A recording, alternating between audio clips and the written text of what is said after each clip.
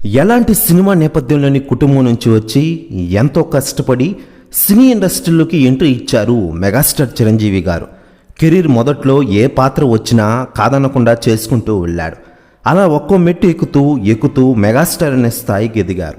అప్పటి వరకు చిరులాగా డ్యాన్స్ చేసేవాళ్ళు లేకపోవడంతో ఆయన డ్యాన్స్కు స్టైల్కు అప్పట్లో ఓ రేంజ్లో క్రేజ్ ఉండేది. ఇప్పటికీ కూడా అదే క్రేజ్ ఉందనుకోండి.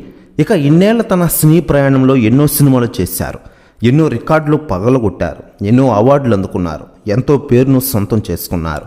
ఇక ఇటీవలే మెగాస్టార్ చిరంజీవి గారికి అరుదైన గౌరవం దక్కిన సంగతి తెలిసిందే. గత రిపబ్లిక్ డే సందర్భంగా కేంద్ర ప్రభుత్వం పద్మ అవార్డులను ప్రకటించిన సంగతి అందరికీ తెలిసిందే.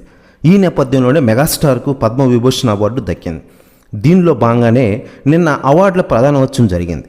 ఇక అవార్డును అందుకోవడానికి మెగాస్టార్ చిరంజీవి గారు ఢిల్లీకి వచ్చేశారు.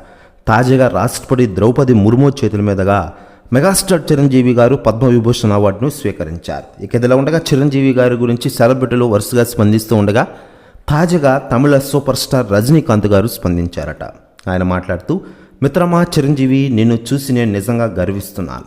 నీకు వచ్చిన అవార్డులే నువ్వు ఏం సాధించావో చూపిస్తున్నాయి. శభాష్ మిత్రమా అంటున్నారట రజనీకాంత్ గారు. ప్రెస్ న్యూస్ కూడా తెగ వైరల్ అవుతోంది. కాకపోతే మెగాస్టార్ చిరంజీవి గారు కూడా ఒక సినిమా తర్వాత మరొక సినిమాను చేసుకుంటూ వెళ్తున్నారు.